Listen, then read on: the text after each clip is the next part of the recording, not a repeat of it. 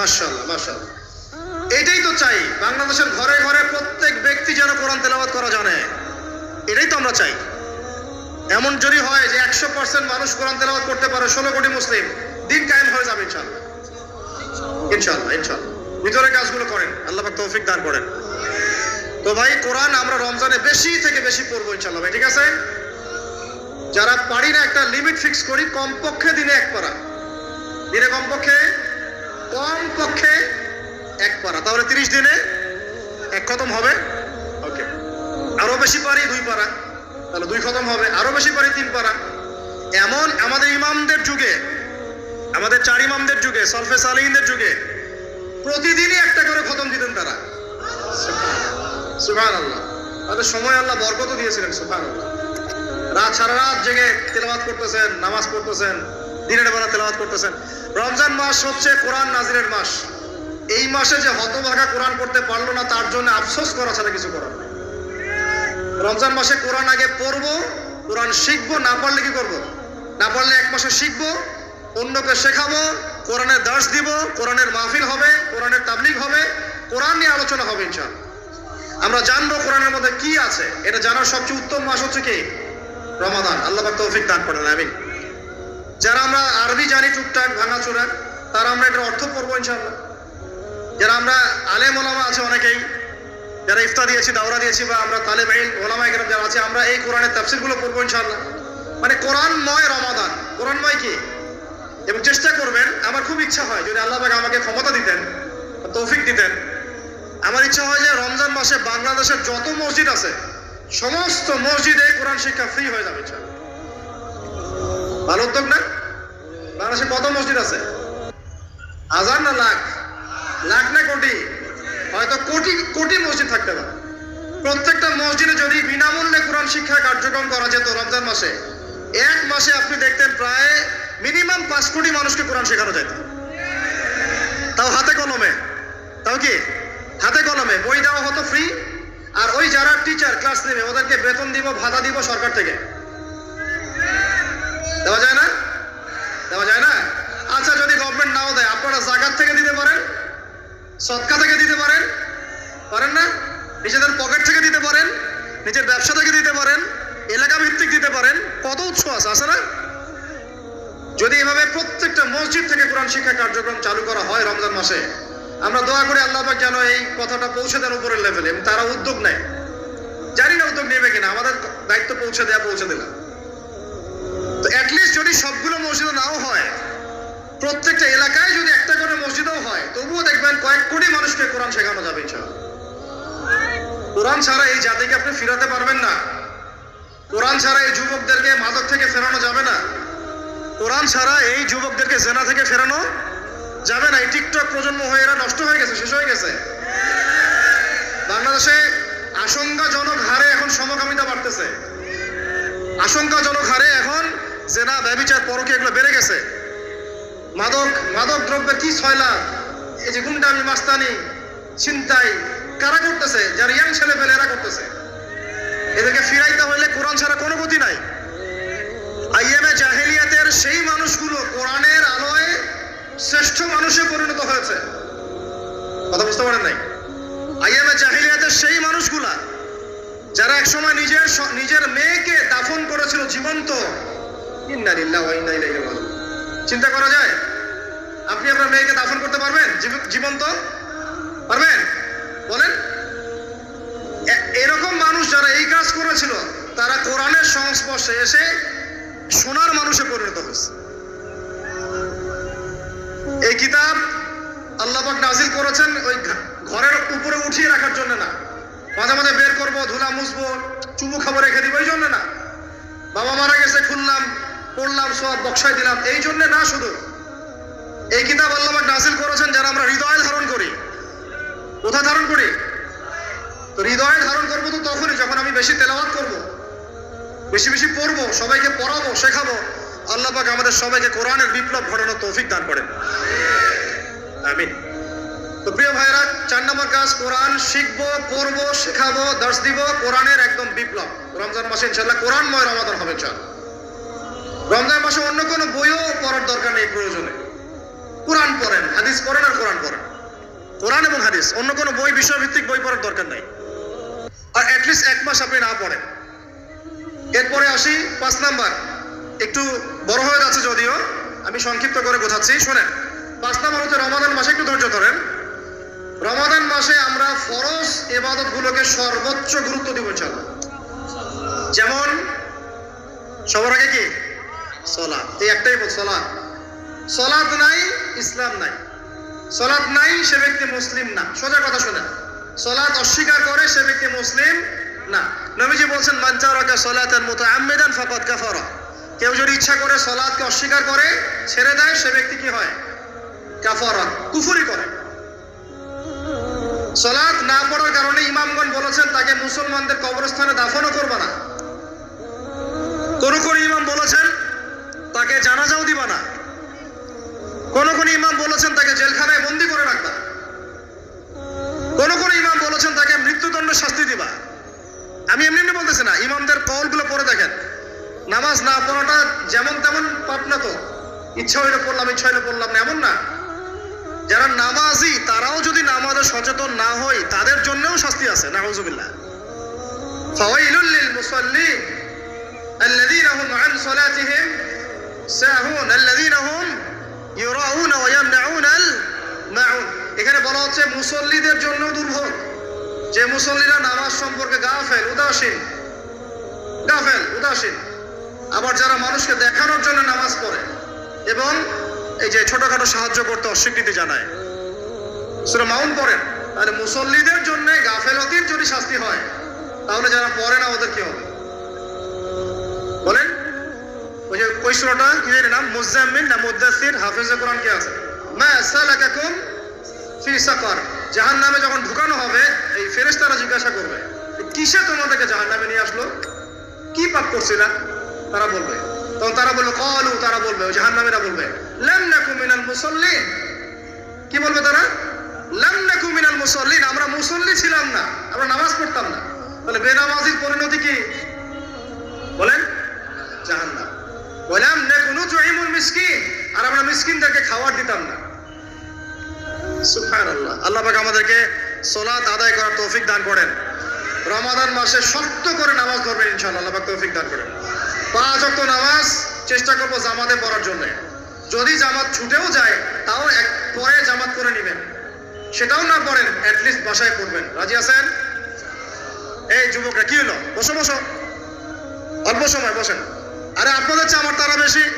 আমি 4 ঘন্টা সফর করে আসছি, আবার 4 ঘন্টা সফর করতে হবে আমাকে। আপনারা তো এখান থেকে বাসায় চলে যাবেন, টাটার বাসায়। এত ব্যস্ত কেন? বসেন। এখন কথা হচ্ছে যে নামাজের সাথে আরো অনেক ফরজ আছে না? যেমন পর্দা কি ফরজ না? যাকাত ফরজ না? তারপরে আল্লাহ পাকের আনুগত্য করা, এটা ফরজ না? রাসূলের আনুগত্য, তাওহীদ ফরজ না? সুন্নাত। তো এই জিনিসগুলো, ফরজগুলোকে শক্ত করে ধরবো ইনশাআল্লাহ। রাজি আছেন? তাহলে 4 নাম্বার হচ্ছে রমজান, এটা কি 5 নাম্বার না? 5 নাম্বার, রমজান মাসে ফরজ ইবাদতগুলোতে সর্বোচ্চ গুরুত্ব দিব ইনশাআল্লাহ। রাজি? 6 নাম্বার হচ্ছে, এটা কত? 6 বলছি? 5। 6 নাম্বার হচ্ছে ফরজের পাশাপাশি সুন্নত এবং নফলের পাবন্দি। ফরজের পাশাপাশি সুন্নত এবং নফলের পাবন্দি, মানে দেখেন, ফরজ নামাজের আগে পিছে অনেক নামাজ আছে না সুন্নত? দৈনিক 12 রাকাত সুন্নত যে ব্যক্তি পড়বে, তার জন্য জান্নাতে ঘর নির্মাণ করা হবে। কোন 12 রাকাত? ফজরের আগে 2, ফজরের আগে, জোহরের আগে 4, তারপরে 2, তারপরে মাগরিবের পরে, এশার পরে, মোট কত হলো? 12। এই 12 রাকাত নামাজ যে ব্যক্তি দৈনিক পড়বে, তার জন্য জান্নাতে ঘর নির্মাণ করা হবে। তো রমজান ছাড়া এগুলো ধরার উত্তম কোনো সময় আছে? অনেক সময় মিস হয়ে যায়। রমজানে যারা ধরি আমরা, আল্লাহ পাক তৌফিক দান করেন। এর পাশাপাশি দেখেন, দৈনন্দিন অনেক সুন্নতের আমল আছে না? বিভিন্ন কাজের দোয়া, মাসনুন দোয়া, জিকির আজকার, এগুলো আছে না? এই প্রত্যেকটা কাজকে শক্ত করে রাখতে ধরবো ইনশাআল্লাহ, আল্লাহ পাক তৌফিক দান করেন। আমিন। যে কাজটা করবেন তার আগে জেনে নেবেন ওই কাজটা কিভাবে করলে সুন্নত হবে। সকালে উঠে এক দৌড় দিয়ে বাথরুমে যাবেন না। উঠে আগে বসবেন, চোখ ঘষবেন, মুখ থেকে ঘুমের ভাব দূর করবেন, তারপরে বলবেন আলহামদুলিল্লাহ আল্লাযী আহইয়ানা বা'দা মা আমাতানা ওয়া ইলাইহিন নুশুর। তারপরে আপনি যাবেন আস্তে আস্তে বাথরুমে, বাম পা দিয়ে ঢুকলেন, ইস্তেঞ্জা করলেন, ডান পা দিয়ে বের হবেন। ঢোকার সময় দোয়া আছে, আল্লাহুম্মা ইন্নী আউযু বিকা মিনাল খুবসি ওয়াল খাবাইস। বের হওয়ার সময় আলহামদুলিল্লাহ আল্লাযী আযহাবা আনিল আযান ওয়া আফানি গুফরানাকা, দোয়া আছে। এগুলো সুন্নাহ মোতাবেক কাজ করবেন। বুঝাতে পারতেছি? কাপড় পরবেন, যে কোনো কাপড় পরবেন না। যে কাপড় যে সুন্নত নবী পরতেন সেই সুন্নত পরবেন। চেহারা নবীর মতো হতে হবে। ক্লিন শেপ চেহারা চলবে না, ক্লিন শেপ চেহারা চলবে না। অনেকে মনে করেন যে এটা তো ফরজ কিছু না, এত এত তাচ্ছিল্য করেন কেন? এটাকে শেভ করা মানে হলো নবীর সুন্নতকে জবাই করা। বুঝাতে পারি নাই? এক মুষ্টি রেখে কাটেন, সেটা আলাদা ইস্যু, আলাদা মাসালা। পুরুষের চেহারায় দাড়ি থাকতেই হবে, মাস্ট বি। পোশাক আশাক থাকতেই হবে নবীর মতো। আমরা আমাদের সংস্কৃতি নিয়ে গর্বিত না? গর্বিত না? ইসলামিক সংস্কৃতি কোন দেশ, জাতি, বর্ণ নির্দিষ্ট করে আছে না সবার জন্য? আমাদের নবী কি আরবদের নবী না পুরো বিশ্বের নবী? তাহলে আমাদের নবীর সুন্নত কি শুধু আরবরা পালন করবেন, আমরা সবাই করব? এখন আমাদের সবার চেহারা নবীর সুন্নাহ অনুযায়ী হতে হবে। গোঁফ ছোট করতে হবে, দাড়ি লম্বা করতে হবে, পোশাক ঠিক করতে হবে, টাকনুর উপরে কাপড় পরতে হবে। এখন ছেলেরা পরে টাকনুর উপর কি, হ্যাঁ ছেলেরা পরে টাকনুর নিচে, আর মেয়েরা পরে কি উপরে। এরপরে বসে ছেলের সাথে বাইকে, দেখবেন হাঁটু পর্যন্ত দেখা যায়। সেটা এমন না? এখন হুজুর আপনারাও দেখেন না? আমরা দেখি না, আপনারা দেখান।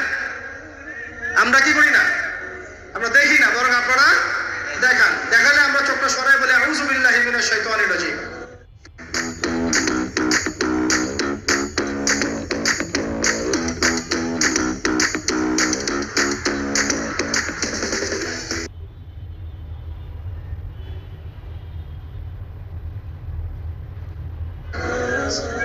চোখে বললে আমরা কি বলি? আউযু বিল্লাহি মিনাশ শাইতানির রাজিম। এখন আসেন, আমাদের পোশাক আশাক, কথাবার্তা, চলাফেরা, আমল, খাওয়া, ঘুম, ব্যবসা বাণিজ্য যা আছে, রাজনীতি, অর্থনীতি, সমাজনীতি, সবকিছু নবীর সুন্নাহ মাফিক ঢেলে সাজাইতে হবে। রাজি কিনা? রমজান মাসে এটা নিয়ত করা যাবে ইনশাআল্লাহ? ইনশাআল্লাহ। আল্লাহ পাক তৌফিক দান করেন, আমিন। কয়টা বলছি ভাই? 6টা। 7টা? 6টা। 7 নম্বর আসেন ভাই। 7 নম্বর হচ্ছে আমরা কোন অবস্থায় হারাম কোন রিজিকে যাব না। রাজি? রোজা রাখতেছেন, ইবাদত করতেছেন, নামাজ পড়তেছেন, তারাবি পড়বেন, অনেক কিছু করবেন। এবার এদিকে রিজিকে সুদ, এদিকে রিজিকে ঘুষ, রিজিকে এখানে দুর্নীতি, এখানে করাপশন, এখানে মাপে কম দেওয়া, একটা ইবাদতও কবুল হবে না। হারাম রিজিক থাকলে বিশ্বাস করেন, আমি এমনি কথা বলতেছি না। নবী সাল্লাল্লাহু আলাইহি ওয়াসাল্লাম বলেছেন, ইন্নাল্লাহা তাইয়্যিব লা ইউকবালু ইল্লা তাইয়্যিব। আল্লাহ পবিত্র, আল্লাহ পবিত্র ছাড়া গ্রহণ করেন না, কবুল করেন না। মুসাফিরের দোয়া আল্লাহ ফিরায় দেন না। সেই মুসাফির যদি হারাম খায়, সেই দোয়াও কবুল হচ্ছে না। একজন মুসাফির হাত তুলে দোয়া করছিলেন, নবীজি বলছেন মাথায় ধুলা, গায়ের কাপড় ঠিক নাই, মুসাফির সেজদায় আল্লাহর কাছে দোয়া করছে, হাত তুলে দোয়া করছে, আল্লাহ আমাকে এটা দাও, ওইটা দাও, ওইটা দাও, ইয়া রব্বি ইয়া রব্বি ইয়া রব্বি। নবীজি বলছেন এই ব্যক্তি যদিও মুসাফির, কিন্তু কিভাবে তার দোয়া কবুল হতে পারে? তার পানীয়টা হারাম, তার খাবারটা হারাম, তার পোশাকটা হারাম। যেতে পারছি ভাই? এমনিতে মুসাফিরের দোয়া কবুল হয়। 3 ব্যক্তির দোয়া আল্লাহ ফিরায় দেন না। কয় ব্যক্তি? এক নাম্বার হচ্ছে মুসাফির, 2 নাম্বার হচ্ছে কি সন্তানের জন্য পিতামাতার দোয়া, আর 3 নাম্বার কি মাজলুমের দোয়া। মাশাআল্লাহ, আপনারা জানেন ভালোই। মাজলুম মানে কি? যার উপর জুলুম করা হয়, যার উপর জুলুম করা হয়েছে। আমরা এখন কিন্তু সবাই মাজলুম, তাই না ভাই? পুরো মুসলিম উম্মাই এখন মাজলুম। ইনশাআল্লাহ এই অবস্থা থাকবে না। ইনশাআল্লাহ জালেম যেখানে জুলুম করবে পতন হবে। সমস্ত জালেমদের পতন বিশ্ব থেকে হবে ইনশাআল্লাহ। এটা সময়ের ব্যাপার, কিসের ব্যাপার? আল্লাহ পাক পরীক্ষা করছেন আমাদেরকে। ইসরায়েল সারা জীবন বোম মারতে থাকবে না ইনশাআল্লাহ তাআলা। ফিলিস্তিনের মা বোনরা এভাবে ধর্ষিত হবে না ইনশাআল্লাহ। একদিন ওই বাচ্চারা বড় হবে, ওরা যুদ্ধ করবে ইনশাআল্লাহ। এই ভাইরা যাদেরকে মারা হচ্ছে, এই লীলা খেলা চলবে না ইনশাআল্লাহ। ইনশাআল্লাহ তাআলা এই হাদিসের উপর বাস্তবায়ন হবে। কোন হাদিস? নবীজি বলেছেন লা তুকাতিলুনাল ইয়াহুদ, তোমরা অবশ্যই এই জালেম ইহুদিদের সাথে যুদ্ধ করবেই। ওয়ালা তাকতুলুনহুম, তোমরা অবশ্যই এদেরকে হত্যা করবেই। এমন কি ওরা পাথরের পিছনে লুকালেও হাত্তা ইয়াকুলুল হাজার ওয়াশ শাজার, পাথর গাছ কথা বলা শুরু করবে। ইয়া মুসলিম, হে মুসলিম সৈন্য, ইন্না ওয়ারাইল ইয়াহুদ তাআল ফাকতুলহু, আমার পিছনে ইহুদি লুকিয়ে আছে, ভয়ে লুকাইছে, আসো একে হত্যা করো। কে বলবে? পাথর গাছ কথা বলবে। এটা গাল গল্প রূপ কথা না। এখন যা দেখতেছেন এগুলো চিরস্থায়ী নয়। কথা প্রসঙ্গে চলে আসলো, 3 ব্যক্তির দোয়া আল্লাহ পাক ফেরত দেন না। মাজলুম, সন্তানের জন্য পিতামাতার দোয়া এবং মুসাফিরের দোয়া। কিন্তু যদি রিজিক হারাম হয় তাহলে হবে না। তাহলে আমাদের নসিহত নাম্বার কতটা? 7। আমরা কোনো অবস্থায় হারাম রিজিকে সম্পৃক্ত হব না। রোজা রেখা তো মোটেই না, এবং এটা চর্চা করব যাতে করে আমরা হারাম থেকে বেঁচে থাকতে পারি। ঠিক আছে ভাই? 8 নাম্বার হচ্ছে আমরা রমজান মাসে সবার যাকাত গুলো দিয়ে দিব ইনশাআল্লাহ। যাকাত যাদের ফরজ হয়েছে আল্লাহর রাস্তায় যাকাত দিয়ে দেন। যাকাত দিবেন না, এটাও জাহান্নামে যাওয়ার অন্যতম কারণ। ওই সম্পদগুলোকে এভাবে গলানো হবে, গলিয়ে মুখে, গালে, পার্শ্বদেশে, চামড়ায় লাগিয়ে দেওয়া হবে। নাউজুবিল্লাহ। সূরা তাওবায় আছে এটা। কোন সূরায়? তাওবায়। যাকাত দিতে হবে। কেউ যদি যাকাতকে অস্বীকার করে সে কাফের হয়ে যাবে। কেউ যদি যাকাতকে অস্বীকার করে কি হয়ে যাবে? কাফের হয়ে যাবে। কেউ যদি মনে করে নামাজ ফরজ, নামাজ মানি, যাকাত মানি না, কি হয়ে যাবে? কাফের হয়ে যাবে।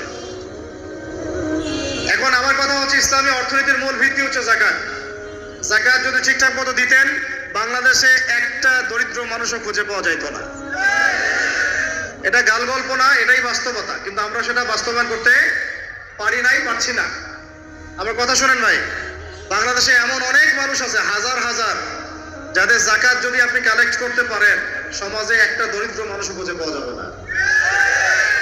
এমন একজন মানুষের যাকাত দিয়ে আপনি একটা গ্রামের মানুষকে খাওয়াইতে পারবেন। মিলসের মালিক যাকাত দেয় না, গার্মেন্টসের মালিক অনেক যাকাত দেয় না, ফ্যাক্টরি মালিক যাকাত দেয় না, অনেকে কানাডায় বাড়ি ঘর করতেছেন, এখানে যাকাত দেন না। আছে না এরকম? যাকাত না দিলে ইসলামের খুঁটি থেকে নাম কাটা পড়ে গেল। ইসলামের ভিত্তি কয়টা? 5টা না? তাওহীদের পরে কি সালাত না? সালাতের পরে কি? যাকাত। তারপরে না রমাদান এবং হজ, তাই না বিষয়টা? আল্লাহ পাক আমাদেরকে ইসলামের এই 5টা পিলারের অন্যতম পিলার যাকাতের উপর আমল করার তৌফিক দান করেন। কয়টা বললাম ভাই? 8টা। 9 নাম্বার হচ্ছে যাকাত যাদের ফরজ হয় না। আচ্ছা, যাকাত সম্পর্কে 2টা কথা। যাকাত কিন্তু সোনারও যাকাত আসে, রূপারও যাকাত আসে, এই গবাদি পশুরও যাকাত আসে, আবার কৃষি জমিরও কিন্তু যাকাত আসে। কৃষি জমির ফসলের কি হয়? যাকাত আসে। ওটাকে ওসর বলা হয়। আমরা অনেকে এটা জানিও না। উলামায়ে কেরামদের সাথে পরামর্শ করবেন, আপনার সম্পদে যাকাত আসছে কিনা, এটা নিসাব পরিমাণ হলে বের করে ফেলতে হবে। আল্লাহ পাক আমাদেরকে যাকাতগুলো বের করার তৌফিক দান করেন। আচ্ছা, আর যাকাত দিবেন এমন জায়গায় যেখানে দিলে দিনের খেদমত হচ্ছে। ইন্নামা সাদাকাতু লিল ফুকারা ওয়াল মাসাকিন ওয়াল আমিলিনা আলাইহা ওয়াল মুআল্লাফাতি কুলুবুহুম, আয়াত আছে না? ওয়া ফি রিকাব, এটা সূরা তাওবায় আছে না? সূরা তাওবার 60 নম্বর আয়াত। কত নম্বর? 60। সূরা তাওবার কত নম্বর? এই সূরার 60 নম্বর আয়াতে যাকাতের 8টা খাত বর্ণিত আছে। এই যে কোনো খাতে আপনি দিতে পারেন, তবে আমার পরামর্শ দিনের রাস্তায় ফি সাবিলিল্লাহ এগুলোতে যাকাত দিলে ভালো হবে, আত্মীয়দেরকে দিলে ভালো হবে, মিসকিনদেরকে দিলে ভালো হবে ইনশাআল্লাহ। আল্লাহ পাক তৌফিক দান করেন। তো এটা হলো 8। 9 নাম্বার হচ্ছে 9 না 8? 8 শেষ হলো। 9 নাম্বার। 9 নাম্বার যাকাত ছাড়াও আমরা বেশি বেশি দান সদকা করব ইনশাআল্লাহ। রমজানে বেশি বেশি সদকা করবেন, বেশি বেশি সদকা। মানে সদাকার এমন ক্ষমতা আছে যে আপনার তাকদিরে মনে করেন একটা বিপদ লেখা আছে, মনে করেন তাকদিরে একটা বিপদ আছে, আপনি এখানে সদকা করছেন, সদকা করছেন, এই সদাকার ওসিলাতে আল্লাহ পাক আপনার এই বিপদটা দূর করে দিতে পারেন। একটা রোগ হয়েছে, বিপদে পড়ে গেছেন, এখন যদি গোপনে গোপনে সদকা করতে থাকেন এবং ওই ওসিলায় আল্লাহর কাছে দোয়া করেন যে আল্লাহ এই সদকার ওসিলায় আমার এই বিপদটা তুমি কাটায় দাও, আল্লাহ কাটাই দেবেন। সদকার এমন ক্ষমতা আছে। তবে এটা ঢাকঢোল পিটায় না, যত পারেন গোপনে গোপনে। হ্যাঁ, প্রকাশ্যেও দেওয়া যায়, গোপনে দেওয়া উত্তম। গোপনে দেওয়া কি উত্তম, প্রকাশ্যেও দেওয়া যাবে, কোনো সমস্যা নেই। আমরা সদাকা দিব, বেশি বেশি চেষ্টা করবো আত্মীয়র হক দেওয়ার, আত্মীয়দেরকে দেওয়ার জন্য। প্রতিবেশী, আমাদের সমাজের ইয়েতিম, আমাদের সমাজে বিধবা, আমাদের সমাজে মিসকিন, ভালো ভালো জায়গায় সৎকা করবেন। ঢাকা শহরে দেখা যায় অনেক সময় আমরা গাড়ি দিয়ে যাই, গাড়ির সামনে গ্লাসে নক করে টাকা যাচ্ছে, আল্লাহর ওয়াস্তে কিছু দেন। কে জানি হাদিসটা ভিক্ষুকদেরকে শিখাইছে। কোন হাদিস জানেন? যে আল্লাহর ওয়াস্তে কারো কাছে কিছু চাইলে ফিরাইতে হয় না। আল্লাহর ওয়াস্তে যদি কেউ আপনার কাছে কিছু চায়, যে আল্লাহর ওয়াস্তে ভাই আপনার কাছে আমি 10টা টাকা চাচ্ছি, থাকলে দেন, তাহলে এটা ফিরাইতে হয় না। বেচারা আল্লাহর ওয়াস্তে চাইছে, আমি ফিরাবো কেন? আল্লাহর দোহাই দিছে। তো প্রত্যেকটা ভিক্ষুক দেখবেন চায় আল্লাহর ওয়াস্তে দেন। সেটা নিয়ে গাঁজা খাক আর কি করে করবো, আল্লাহর ওয়াস্তেই চাচ্ছে। অনেক সময় দেখা যায় অনেক ভিক্ষুকের ফ্ল্যাট আছে ঢাকায়, কি আছে, আর আমরা ভাড়া থাকি, যারা দেই তারা ভাড়া থাকি, ওই ভিক্ষুকের ফ্ল্যাট আছে। সুবহানাল্লাহ।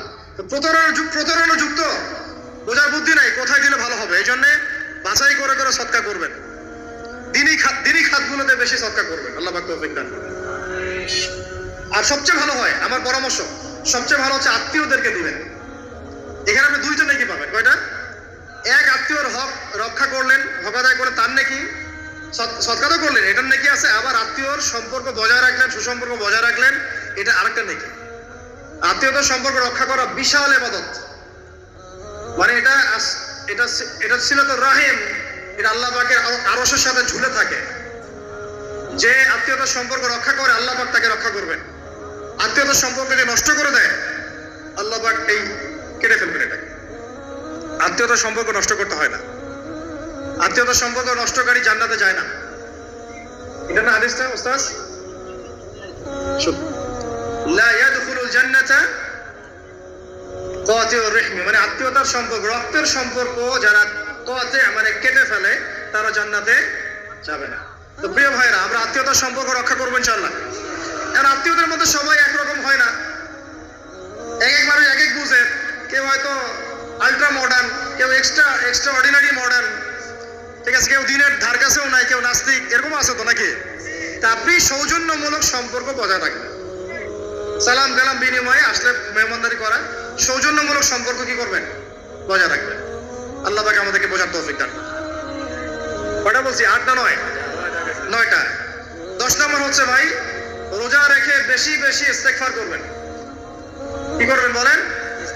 রোজা রেখে বেশি বেশি ইস্তেগফারের সবচেয়ে ছোট্ট বাক্যটা হচ্ছে আস্তাগফিরুল্লাহ ওয়া আতুবু ইলাইহি। কি বললাম বলেন? আস্তাগফিরুল্লাহ ওয়া আতুবু ইলাইহি। এইটুকু পারা যাবে না? দিনে কমপক্ষে 100 বার। কতবার? দিনে কমপক্ষে 70 বার বা 100 বার। দিনে কমপক্ষে 70 বার বা 100 বার। আরো বেশি পারলে আরো ভালো। ওই যে হিসনুল মুসলিম একটা বই আছে না, বা কিতাবুজ জিকির, কিতাবুদ দুআ, আল আজকার, এমন অনেক বই পাওয়া যায়। এই বইগুলো কিনবেন, ওখানে দেখবেন অনেক জিকির আজকার দেয়া আছে, দৈনন্দিন জিকির আজকার দেয়া আছে, তাসবিহ তাহলিল দেয়া আছে, সকাল সন্ধ্যার মাসনুন দোয়াগুলো দেয়া আছে।